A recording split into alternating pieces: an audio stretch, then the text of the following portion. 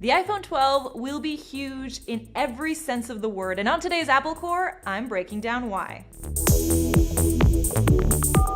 This may be the year the iPhone gets its groove back. Even the most diehard fan has to admit that the last 2 years have been a little bit lackluster for the iPhone.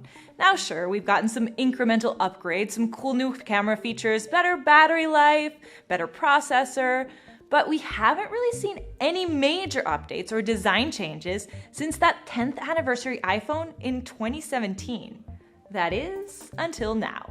2020 is going to be big for the iPhone, and there's plenty of evidence to back up my optimism. For starters, the phone is literally getting bigger, at least the Max model, of course. It's rumored to be growing from 6.5 to 6.7 inches, while the smallest one is going to shrink from 5.8 inches to 5.4. So big phone lovers get what they want, and small phone fans like myself get what we want. And of course, they will still offer that middle-of-the-road option at 6.1 inches, except this time around, they will all have those beautiful OLED screens instead of LCD. The design is also rumored to be getting a bit of a facelift with what could be a retro look, like what we saw on the iPad with those flat edges. And they're all supposed to be 5G ready, though at this point it's unclear as to what type. Now, what this all means for the iPhone 12 is that it could be the one everyone's been holding out for. At least that's what Wedbush analyst Dan Ives seems to think. According to his report published in Barron's, he said Apple is heading for a super cycle that, combined with all these coveted features we just talked about, would create the perfect storm of demand. One of the more controversial rumors about the iPhone 12 has to do with the Lightning port. Some want it to switch over to USB-C like the iPad, others want to keep it, but Apple might be getting rid of it altogether. It may be Lightning port or nothing.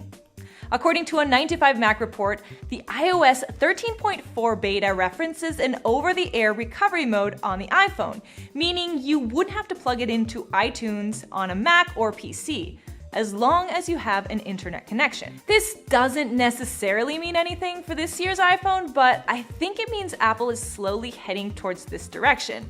We'll just have to wait and see when Apple decides to pull the plug and remove yet another port, calling it courage. Courage.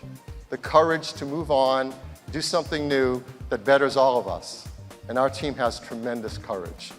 What do you guys think? Do you think the next iPhone should have a Lightning port, a USB-C, or no port at all? Let me know in the comment section. Last week, I asked what you guys wanted to see in iOS 14, and things got pretty interesting. Michael B. apparently has a crystal ball because he mentioned that over-the-air recovery before I even mentioned it in this episode. He says that's gonna be awesome. And a lot of you were very excited about that multitasking feature that we talked about last week from the leak. Miracle Warriors said, I would love to see real-time split screen multitasking option with also YouTube finally getting a PIP option for the new iOS. Picture-in-picture YouTube, yes, please, we've been dying for that one. And a lot of you guys also mentioned this one. We need a feature that when someone calls, it uses the notification bar as an incoming call interface and not a whole screen takeover situation, says Chris Fame. And CR Master on Twitter says he wants the ability to change default apps, Waze or Google Maps instead of Apple Maps, or Spotify instead of Apple Music, at least in Apple CarPlay. And it's looking pretty good for you, my man, because Apple has already started doing this, and it should come to iOS 14.